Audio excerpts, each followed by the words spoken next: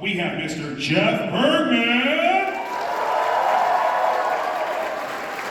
Mr. Rob Paulsen, and Mr. Jim Cummings.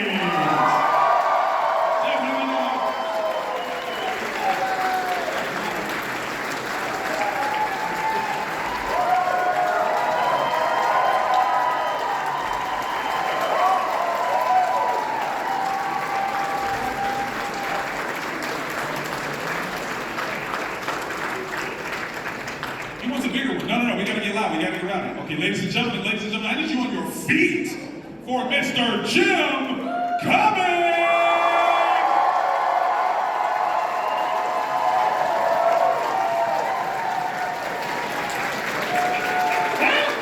There's a stage.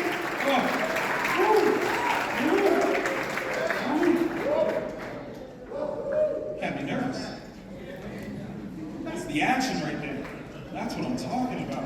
I'm sorry, I couldn't resist. I don't. Nothing wrong with it. One of those very long, very much. Yeah, nothing wrong with it. I'm sorry for endangering all of your lives like that. It's quite all right. It's worth it. What a My goodness. Thank you so much for having us.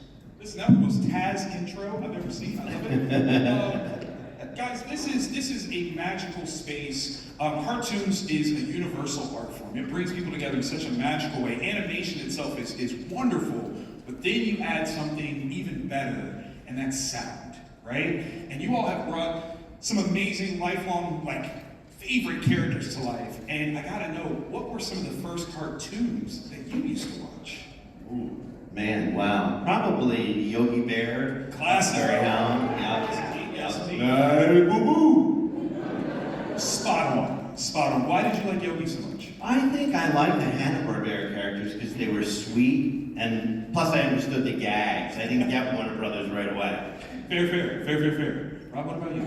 I have to say, virtually all the Looney Tunes and stuff, and it didn't take long, even when you read it at a rudimentary level, to say voice characterizations by Mr. Blank. Yes. That was kind of magic. Yes, make some noise. Absolutely. With rare exceptions, like June Foray, who of course was just a remarkable human, and I was able to also the Wonderful World of all that stuff. But the cartoons were not nearly ubiquitous as they are now. There weren't 8 million different channels. Right. No internet, no satellite stuff, no streaming everywhere. But I learned the in-person power of an iconic voice, because I had the great good fortune of working with Mr. Blank on a Jetsons project, and I remember our speaking of Hanna-Barbera, our dear buddy Gordon Hunt, who is Helen's father, who's here this weekend. Gordon directed all the cartoons at Hanna-Barbera, and Jetsons was one of them. He played Mr. Space, Jetson. And I walked into work, and Gordon said, "Hey, Robbie, Mel's here today. You want to sit next to me?" So I went, and I thought, I'll never get this chance again. I was very respectful, but I said, "Mr. Blank, like anyone with a pulse, I am so astonished and thrilled to meet you. If it's not too much trouble," and he knew what I wanted, he takes off his glasses, he looks at me and he said, "Yeah, what's up now?" And I thought I was going to need a seizure salad. Of course. It was the most remarkable thing. Now, while none of us, Jeff is the closest, while none of us would claim to compare ourselves to, that's up for you people to decide to the extent that even matters.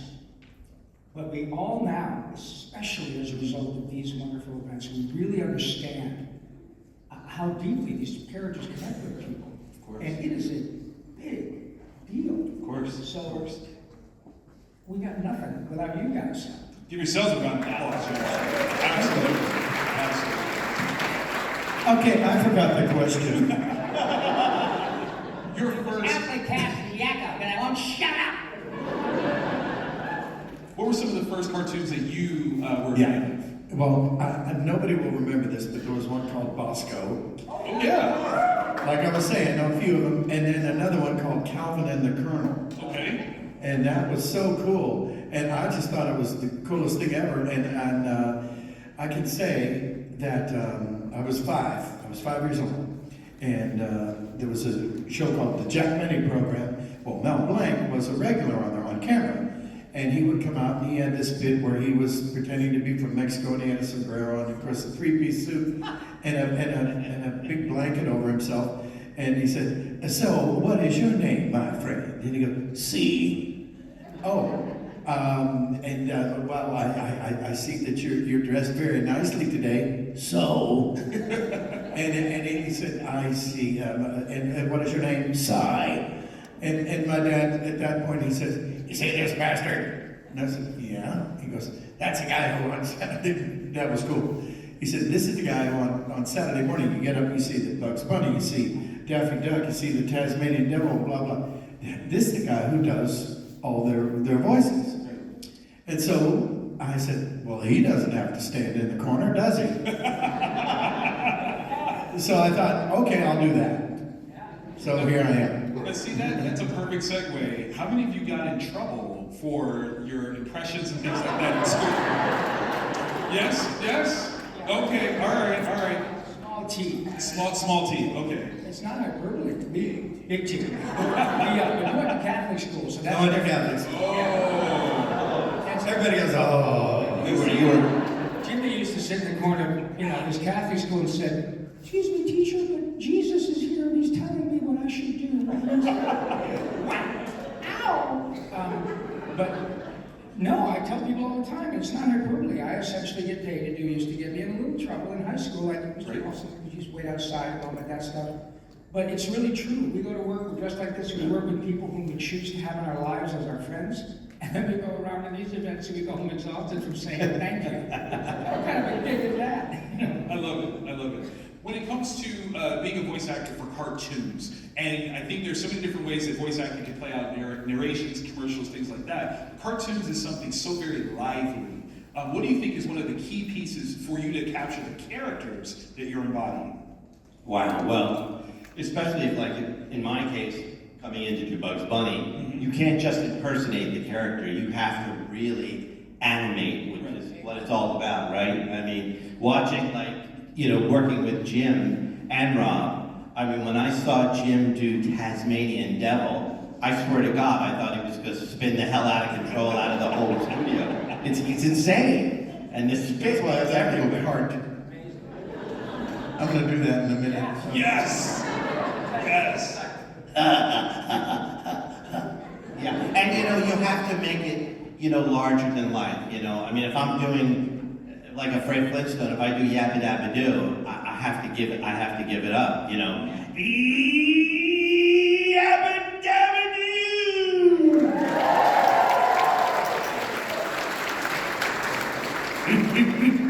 That's my bad Barney. Isn't there a guy, there's a hip-hop guy named Bad Barney, isn't there? Well, like Jeff said, obviously it's a little bit bigger. Acting is acting, it turns out. Virtually everyone I know, including us, has sort of a live performance background, whether it's theater, or music, or stand-up, or writing even. It always helps. In my case, I did a lot of improv work, which has been really helpful, because when you're surrounded with people like this, Tress and Nancy Cartwright and DiMaggio and Billy Winston, Maurice, Jess, and they're all so smart and so facile, and that half the fun of it is keeping up.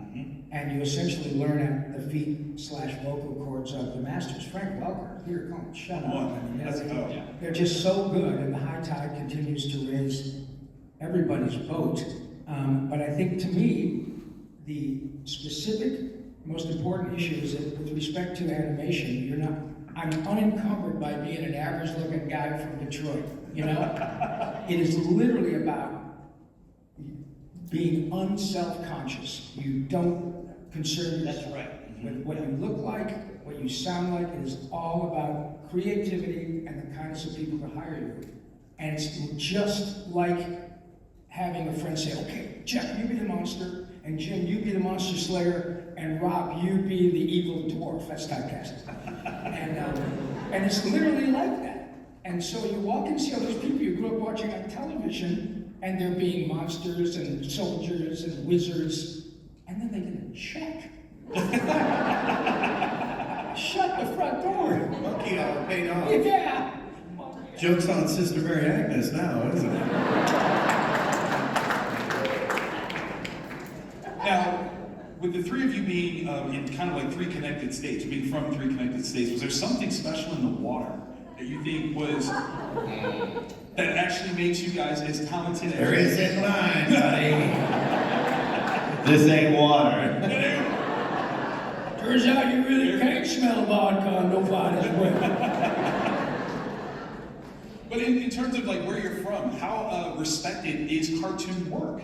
Do people recognize like this is a huge undertaking that you do, that you have to perform? It's not just a matter of you saying something funny or silly or in a silly way, but to truly respect what it is that you do back home. I think that's one of the big sort of question marks for creatives is how has the impact back home been for you outside of the Hollywood space? In terms of people sort of paying attention. Absolutely.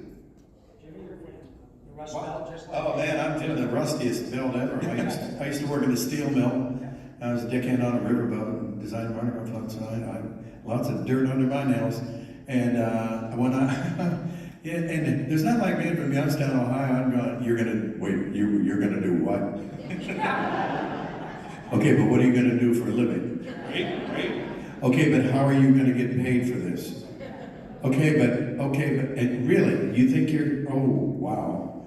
And then you buy your parents a house, and then all of a sudden, it's not a bad idea anymore. Not at all. So there you go. That'll do it every time, by the way. Nothing succeeds like success. So Sister Mary Agnes loves my ass now, doesn't she? Yeah. Well, I remember trying to explain to my grandfather what I was doing, and I'm from Pennsylvania, Philadelphia, and so he was born just right at the turn of the century, and he said, well, I don't see your face, and if your name, I don't see your name, and I said, you're not going to see my name or my face, you're going to hear my voice. Well, that doesn't seem right. He just You'll didn't. see my name on a residual check. Right? Yes.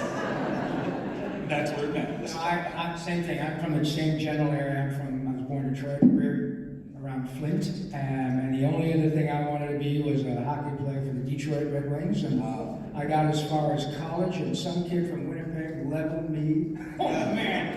And I thought, all right, these kids here are probably not good enough to go any further, and they're way better than me, and I don't have any dental insurance. Yeah. So obviously, I fell back on acting. Smart. But Yeah, but you did pretty well for years. You and Dick Coulier, Oh, we had a Celebrity ball. League, Yeah, Jason Priestley had a was here. doll, and had a good time. we had a ball. I got to play on a team with a bunch of actors in LA, all of whom were hockey players. Jason Priestley is from British Columbia, or Alberta maybe. Dave Coulier, Full House is another Detroiter. Richard Dean Anderson from Minnesota, a player.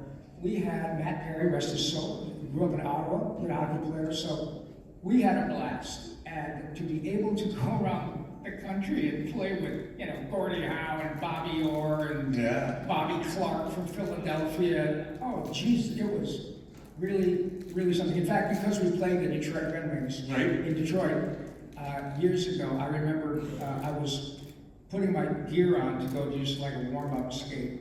And Gordie Howe, who many of you, well, you may know because he played down here with the Houston Aeros with his kids a million years ago in the WHA, but nonetheless, Gordie walks in and goes, which one of you a-holes is the Ninja Turtle? Well, he's half of them, so. Yeah. And I looked at Dave Coulier and I was stunned at gazing at Detroit. He goes, it's my friend Rob here, Mr. Howard. He says, my grandkids love that goddamn show. And what was so astonishing about that was that as a result of Ninja Turtles, I got to know my hero so well. And we played a game, and the puck was dropped, and Gordie tripped me and put a stick across my chest, and he said, you effing turtles aren't so tough. If he had cut me about 4 or 5 stitches, it would, oh man. It was just remarkable. So anyway, yeah. got this. Yep, that's right. But the point is that all of us, as a result of this wonderful career that has been made possible in no small part due to you guys. Jimmy, I mean, Jimmy these guys are world class. Mm-hmm. But Ray the Firefly, Jimmy got to sing, how many Randy Newman songs did you sing in that? A lot. That's awesome. Randy freaking Newman. That's right. And because Jimmy is so good at his job, and he worked on a riverboat, spent a lot of time in New Orleans, he has that perfect Cajun thing down. And that performance of Ray the Firefly, great movie, but that's what lit me up. I love it. I paid him $10 to say that. $10 well spent. Worth every penny. Very well spent. I think Thank you, there's Rob. God bless you. Considering that so much of your work requires listening and sort of an undertaking of sounds, tones, are you guys musically inclined along? I'm sorry, what did you say? Yeah, I was just gonna say. I couldn't resist. You'd have been It disappointed. was so good. if I It was didn't say so good. Because obviously, Jim, you've sung in a lot of things. Rob, you've definitely sung in a lot of things. But to be a singer, to hear notes, tones, things like that, and be able to diversify and understand exactly what the pitch is that something you guys have been trained in? Yeah. Before? Well, we're singers in bands, like in high school, Yeah. such as that. So, I mean, we were inadvertently, training for this. Sure. Love it. For the career that was to follow. That's Yeah, and same thing. I started as a singer, Sure. and I can guarantee unequivocally we all been rich and poor, rich is better. However, Yeah. I don't know of anyone, present company included, who said, I know, I'm going to be a performer, actor, singer, whatever, so I can get rich. We, like many of you who come up and so kindly ask us about how we got started, we started, and I have to say, still do it. Because we cannot do it. Yeah. It is a deeply driven thing. If I were working, still, if I were a bank person, and on the weekend I'd be in a band called Viagra 5 or something. Because it's about the Jones to perform. Right. And but like you said, we all did this stuff as kids, and then when you kind of go, wow, this is cool. Can you sing? As Darkwing does? Oh yeah. Can you sit? Jimmy and I did a show together called Bumpin' the Night. Oh, yeah. That was so fun. And the songs were written by one of the fellas, Larry Great songs. Moss, who wrote stuff for Sesame Street. Yeah. Chilling. And music has been a huge part of, I think, why both of us have been able to work. And Jim, you even sung for famous people. Yeah, come Yeah. here and there. Yeah. I'm really glad that people like Jeremy Irons and people can't sing, And I was paladin and Kakata for Pocahontas, and it was a lot of fun. That's awesome. And stuff they used to get us kicked out of class, so you can make a living doing that. There's nothing wrong with that. I love it. I love it. Now, before I give an opportunity for you guys to ask some questions, so get ready to line up in just a few. You all have they're ready. Yes. You all have very iconic roles that everyone kind of knows you for. How did you get those specific roles? And what is that specific iconic character to you? Well, I think, if I think back, I don't know about you fellas, but I think back to the 80s when I first started up Audition. We would have to audition for like everything. And then eventually, if directors get to know you and they like you, and they'll recommend, that they like to work with you, So I had to audition for roles like Bugs Bunny, Yogi Bear, Fred Flintstone, most of those. And sometimes, you're auditioning with people all over the country. So as you all well know, yeah. I love it. I love it. It used to be, in the old days, we'd go into a studio and audition and have the people who could make a decision about us right on the other side of the glass, which is great, because if this is what you live for, you've got 5 minutes of their time, and inevitably, because of my improv background, I see this with other actors as well, the director says, great, I think we got it, Rob. You got anything else? Oh yeah. Because the bottom line is, even if we don't get the job, we want to flag ourselves. And all of us have gotten a job 2-3 years later by somebody who was in the room and said, wow, that resume wasn't right, but Jeff Bergman, Jesus Christ, he just nailed it. And then a couple of years later, you get an audition and go, Jeff, hi, I worked with you at Hanna-Barbera, now I'm at Universal.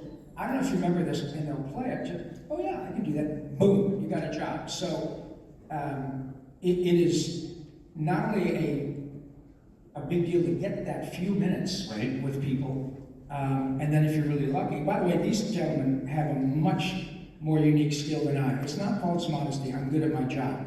But to be able to create original characters and then embody characters that are so precious. Truth. And everybody has an extremely critical ear about Winnie the Pooh, about Bugs Bunny. You gotta be right in the freaking middle of that character. Because those are franchise zillion-dollar characters. It's so true because everybody remembers something different about the character, right? Yes. Yeah, and if you don't get it right, they have no problem Yeah. saying, okay, next, don't let the door hit you where the good Lord split you, you're done. That's right. But so what these guys do, in addition to creating original stuff, is astonishing. And there are very few people who can do it. Frank can do it, Maurice can do it, but not a lot of people. That's voice acting. That's voice acting with a giant feet. I love it. I love it. Did you want to add anything, Jim? And as far as it was a reference to the iconic characters. Is that I've told this before, but when I auditioned when Winnie the Pooh first came out, he was gone for 20 years, so you know everybody seems to know it now. But back then, in the late 80s or mid 80s, I auditioned with, let's see, Pooh, Tigger, Gopher, and Eeyore. I let Kanga alone. I didn't. But I went back home and I nailed Eeyore.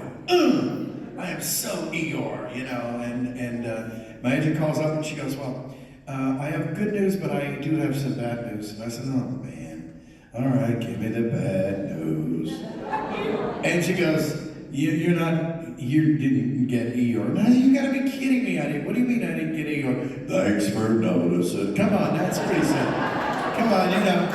And she goes, no, Peter Cullen got it. And I went, oh, damn. It's like, oh, okay, never mind. He kicks my ass all the time anyway. But, he said, however, we have a consolation prize. You're Winnie the Pooh and Tigger too. I said, to hell with Eeyore. Eeyore can soak his head. No wonder he's depressed. He's Eeyore. Pass the honey. That's right. And so that was my introduction into show business. And I just thought you got every job you auditioned for. And no, it doesn't know how it works. It's not so I don't know if I answered the question, but everybody laughed, so that's Brilliantly so. Brilliantly so. Hello, friend. How are we doing today? Hi, I'm Andrew. Excuse me, I don't mean to interrupt you. Yes, I do. Anyways, but I just wanted to tell you something. You have to say your name and your favorite dessert. Oh. I actually did that, Jim, when I saw you at Retro Expo in last year. Hard to believe, but I don't remember. You gotta tell him again. You gotta tell him again. Sugar cookies with sprinkles on them. Oh, I'm sorry, that's wrong. And a prescription. That's not it. Sorry. Next. No, that was fine. No, I'm kidding. Oh, I'm kidding. I thought you said you I know, brother. wanted to tell me yours, or I'm sorry. Well, some of the confusion. The next dessert is my favorite. Actually, key lime pie. I'm a key lime guy. I love that too. Yeah, can't go wrong. All right, so I have met you, Jim, many times. I've met Rob many times. Jeff, this is my first time meeting you. Hey, Jeff. nice to meet you, Andrew. Close personal friend. You guys want to share? So Rob brought up Billy West earlier. Did you watch Bill's voice performance in Space Jam, and did he give you any advice before you took over that part? If he did. That's a great question. Yes. And the answer is No. yes, I did. What? This performance. Absolutely. because he did a great job, and it was very animated, and people, there's such a legion of fans for the original Space Jam that I wanted to watch that for sure. Now, when I first took over after Mel passed away, Billy came up to me and said to me, "Jeff, you're doing such a great job doing Mel's characters, it's unbelievable." And then about 7 years later, he got the job as Bugs Bunny for Space Jam. So, but no, I loved watching Space Jam, and it gave me ideas of how to make Bugs more cinematic. Yeah. Well said, very well said. And before I sit back down, Jim, are you planning on having Cam Clark and Townsend Coleman on your podcast? I know Rob and Barry Gordon have been on it. Sure. Here we go. Yeah, We'll That look was forward to easy. it. Yeah. that's great. Thank you. Absolutely. Thank You you. betcha, Andrew. Thank you, Andrew. Thanks. Hello. Hello, I'm Josh. I'm going to go with peppermint pie for Okay. the dessert. Nice, nice. Rob, I heard your TED Talk, and I'm glad to still have you with us. Oh, well, that, me too. It's funny, I find it very convenient in terms of paying my bills. There we go. That's okay. That's all right. Thank How you. is Ted? That's very kind of Ted's you. good, right? Yeah, that's He good. talks a lot. I owe too many people money to die today. But my question is for all three of you. What role that's maybe one of your more famous ones, but what role was hardest to get into, like get the character right? That's a great question. Well, certainly the ones for which we are famous, and remember, we don't drama, we don't write them. There's a deeply collaborative, like all our shows, it's a very collaborative effort, but we all work on really high-level animated shows, which generally require 150, 180 people to make an episode, especially because we work at the major studios, and there are tons of musicians. You know, when you can work on a show with 40-piece orchestra for every half hour, that never happens unless you're Warner Brothers or Disney, period. And so, having said all that, I don't think there's any particular character that I have trouble getting into. There are certainly characters that are more onerous and that sort of beat me up a little more, two of which I don't really do anymore, except I love to do them at events. There was a character I did on Fairly Odd Parents called Mark Chang, who was a weird space alien, and I tell Butch he's got about an hour. Notice I said hour. I used the wrong preposition, because you say, dude, I got an hour. And it says a lot about the character, you know? And then I did a character on the last iteration of Ninja Turtles called Rise of the TMNT that had I spoke like this, and it was a bad guy. But yeah, after about a half an hour, it sort of beat me up. But in terms of Yakko or Pinky or Raphael, I don't have any issues with that personally. Love that. Love that. Does Bugs catch your voice? You know, I feel the same way you do. I don't know how Jim feels, but when you're doing like a scruffy, gravelly voice, you know, Sam, I mean, I would work alongside with Maurice, and I'd watch him do Sam, and I would say, good God, it's now 2 hours, we're in the session, and you've got to get it right on that first take. Otherwise, you're not going to last, you know. So for me, it's probably Sam. What about, we used to do Tasmania every Friday, and it was nothing but go home absolutely exhausted from laughing like you'd run a marathon. Yeah. But Jimmy had to do Taz. Well, yeah, it was tough. I just told him, I said, well, this is great, and I could not have been happier to be Taz.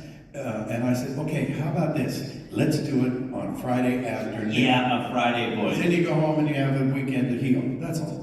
Smart. Very smart. And you have to, and as far as taking care of your voice, like I have every cigarette I've ever smoked in my hand right now. Every last one. And then you go to a concert, you go to a football game, you go, yes. That's good. Yeah.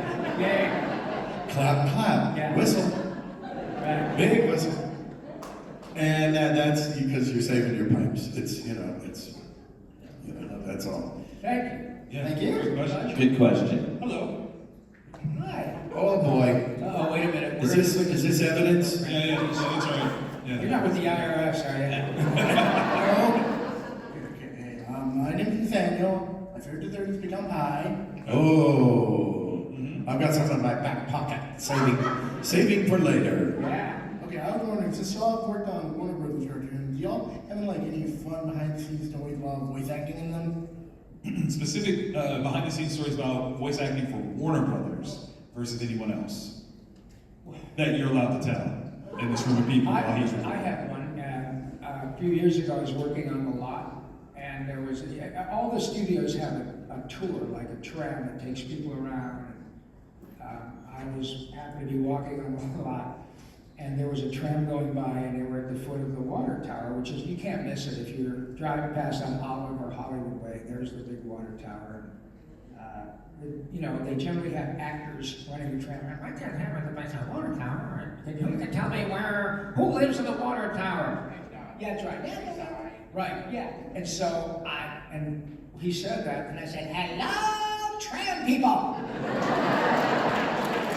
And it was, Grabbing their phones. yeah, it was like, Say it again, please. wow, that's a weird homeless guy who does a really fair impression of Yakko, and the sweet young actor kid, you know, said, oh my God, that's really the guy. And it was just lovely. It was absolutely wonderful because it's just, we are, as I said earlier, it cannot be said too much, we're the happy business. Yes. And anytime anyone is kind enough to stop Mr. Bergman or Mr. Cummings or yours truly to say, you'll never know, ... what XYZ means to me, or would you mind saying what's up, Doc, or oh bother, or narf? It's just, it's like this little moment in our heads where, oh my God, this is gonna make this person so happy. And then we get happier because they go like this or they get tearful or whatever. So it's a pretty cool superpower to have, you know. It's really great. Yeah. That's awesome. And but Disney, my God, how many Disney cruises, fan events? Countless. One or two, yeah. Yeah. Yeah, I snuck onto a Disney cruise early on, but they're a little tight with the dime. I don't know if you knew that. But yeah, there's nothing like Disney dollars. No, it's I get into the parks free if I beg. yeah. Which character begs the best for Disney? Which character begs the best for Disney? Like, do you go in as Pooh? Do you go in as Ray? Who do you beg the best with? Well, I'd say Pooh and Tigger are the most popular. Okay, all right. You know, and then Darkwing's in there. Yes. But the terror that flaps in the night. In case you didn't know, right, Steel Beak? That's right, Darkwing, go for that. One of my favorite villains. But nowadays it's Wando Onaka that everybody really likes. Wow, nice. So he's come down to Disneyville, something with Disney, and I will give you a ride on the Millennium Falcon, but we don't have to tell Solo. That's like an intergalactic group. And I gotta say one more thing in praise of both these gentlemen. As I said earlier, with respect to Jeff, when you're loading up, you know, Bugs Bunny. I mean, Bugs is what, 80 now? At least. And relevant to everyone around the world. So to embody that character is so difficult and so special because you have to be cognizant of the fact that you're in a franchise, right? Huge. And showing up. And Jimmy, I remember remember the Christopher Robin movie? I remember seeing the trailer and I told Jim at a recording session, I said, dude, I don't know if it's gonna happen, but your performance is just outrageous. Month later, I see, it was, Vanity Fair had a cover with Ewan McGregor, and it said, there is an Oscar-worthy performance in Christopher Robin, and it is not Ewan McGregor.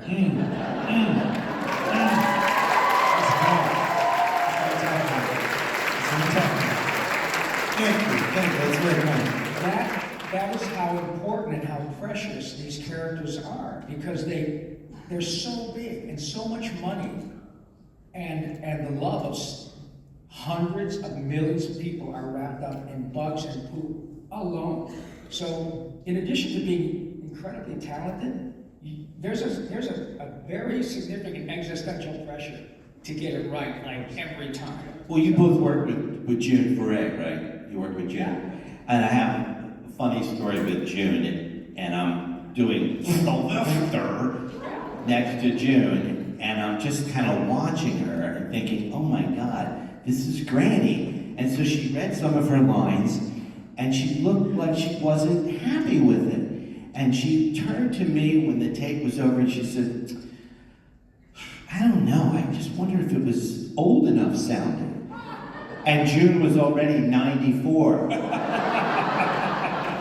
And so the director said, June, that was perfect. You don't have to put it on anymore. It's there.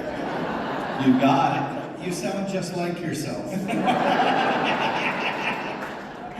It's interesting, isn't it? Because, you know, we were born tonight, but not last night. We've been around a bit. But the hustle and the desire to get it right never stops. I don't care if it's Helen Mirren or if you're Harrison Ford or one of us. Everybody goes, yeah, okay, I cashed my check for $20 million in the case of Mr. Ford. But let me go back and look at those dailies. Right. Because I had an issue with one of those things. It never stops, and that's part of why they become who they are, and they don't stop learning until they punch their ticket. I love it. I love it. That's awesome. Thank you. Appreciate it. You're welcome. All right, I gotta warn the room. We got like 7 minutes. We're gonna try to do like super speed round, one question. Let's go. Yes, I did. I know this dude. And if it's not too big an imposition, I do want to remind people because I know I'll forget it. We've got a podcast going now. Tuned In with Jim Cummings, TOON, and it's on Spotify. It's on Etch-a-Sketch. It's on YouTube. It's everywhere. It's all over the world. So tune in, say hi, and you'll have a good time. And he was on there and everything. It was really cool. You know. We're working on this guy down at the end too. With Winnie and Goofy, and man, you guys have met Bill Farmer? Oh, yes. Yeah, Bill's the greatest. Yeah, he is. What is so charming about him, he really is Goofy. I mean, when he's from Kansas, for Christ's sake. And when he goes, oh, it's so authentic, it's real. Well, one time, when we were doing Goof Troop, we did it in an L, or sort of a U. There was microphone.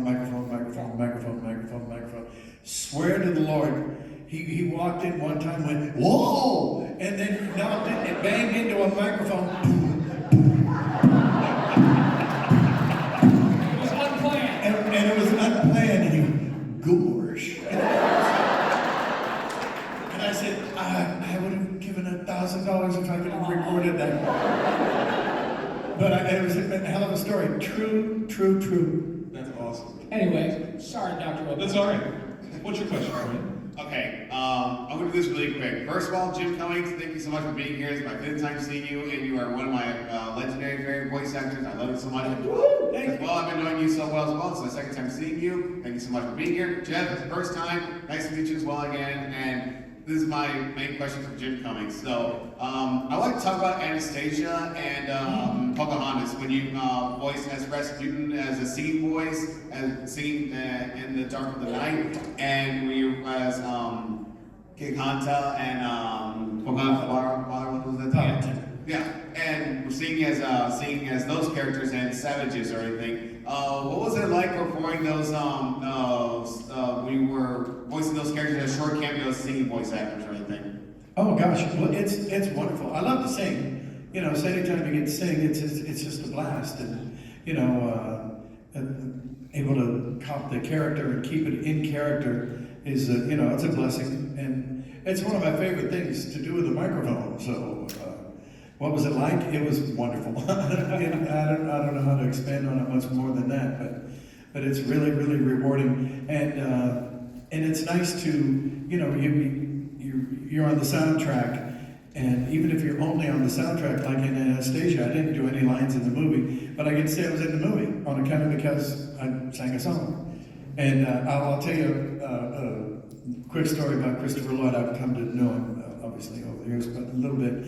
And and they said, well, oh, Christopher, when he got the role, he said, oh, you're gonna love this. We've got this great song coming up. It's kind of like Andrew Lloyd Webber. It's kind of Phantom of the Opera. It's kind of, oh, you're gonna love big showstopper. And he goes, wow, that's great. Hope I don't suck. Because I don't sing. And then he walked out. And so then I guess my agent got a phone call and said, you think he can sound like Christopher Lana? I don't know. Does he suck? So anyway, I went over there and I sang, and apparently, and I wasn't there at the time, but he came back and he goes, wow, I sound really good. So I'll take that. You know, I'm not sure I answered your I question. love it, guys. Thank you, Mike. Thank you, buddy. Hello. Hi. Oh, yes. Hi, Spazzo, Brownie Yellow Mode. I love all you guys. I've told you, Rob, before. I'm funny because of you. So the question is for Jim. What's your favorite dessert, mister? He says, Brownie Yellow Mode. Okay, fine. I'm from New York. I speak really quick. She's actually my new stage. That's great.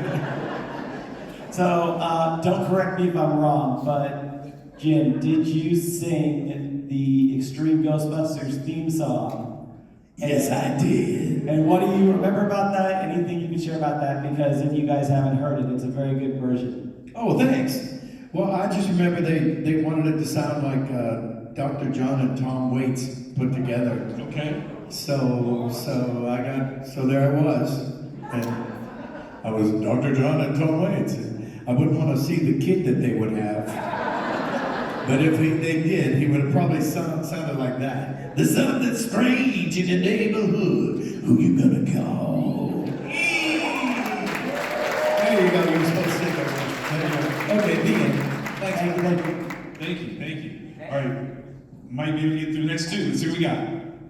Hi, my name is Diego, and I like Oreo ice cream, I guess. So I wanted to ask, do you guys have any thoughts on how the advancement in AI voices is going to impact the industry? That's like a long question. Okay. Yes, we want them all to die.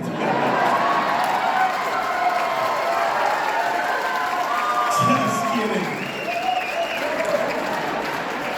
Man, all of a sudden I'm seeing all these prop rakes and axes coming out. Well, look, I remember, Jimmy and I are both in a lot of rock and roll bands, and when electronic gizmos first started happening in the 70s, maybe, there was, especially with drum machines and echoplexes, there was a bumper sticker that would be ubiquitous on all musicians' cars that said, drum machines have no soul. And that's true, because there's no intonation, there's no, it's programmed. The beat is spot on, but there's no human element to make it unique. Yeah. Now, AI is a completely different animal, and I totally get it. And we were on strike a little earlier in the year, simply because that's another hurdle we got to cross. Same thing happened with And image too. not yeah, just voice. images as well. And the same Very thing much happened so. with cable, Right. with satellite, with video games, and all that stuff where you have to try to work out a way because there's a lot of money involved. And so I think that the relative contracts negotiated between the AMPTP and SAG-AFTRA have put in as many protections for the performer as possible. But man, it's a brave new world, so we don't know. I do know that at least with respect to what we do, I have not so far, it's only been a short amount of time, but I have not so far had somebody say, look, you just record this. I've not. It's been, we want you to come in. We have been lucky enough to work on legacy characters so that when there's a new Ninja Turtle video game, they call Cam and Barry and Tony and me, because it also bolsters the game. I had no idea that the gameplay, or rather the voice talent, has become as important as the gameplay. Absolutely. That when Shredder's Revenge came out, people flipped out because it was us. Yes. That's great to know. I don't know what that says for people who are now starting out and creating stuff as you go along. I think we've been incredibly fortunate to live in the time in which we have, because it's pretty hard to go back and say, we're going to do Bugs, with a chunk of Jeff's voice, I don't think Warner Bros. Would go for that at that time. I know, because it's just. Well, you know, it's interesting because I had a conversation with Noel Blank, and Noel said that the Chinese came to him 15 years ago and said, give us some stuff that your father did and we'll show you what we can do. Wow. And he was scared of that. So it's been around for a while. And you can't put the kibosh on that technology. No. So you guys will probably find out a lot more than we will, because we'll go to that giant Cartoon Network in the sky. Remember when Jim Jordan and Ron Pullman and what was his name, Jeff Bergman were all there? Those guys have been taking a dirt nap for decades now, but yeah, it turns out they were right, you know. Anyway, yeah, it's a pretty wild experience for sure. Indeed, indeed. No matter what, though, I can say that your performances will never, ever be forgotten. Thank And you. it is the greatest. Unfortunately, guys, we ended our time. If you guys do get a chance, come see them downstairs, ask your question down there. Fan Expo Dallas, make some noise one more time.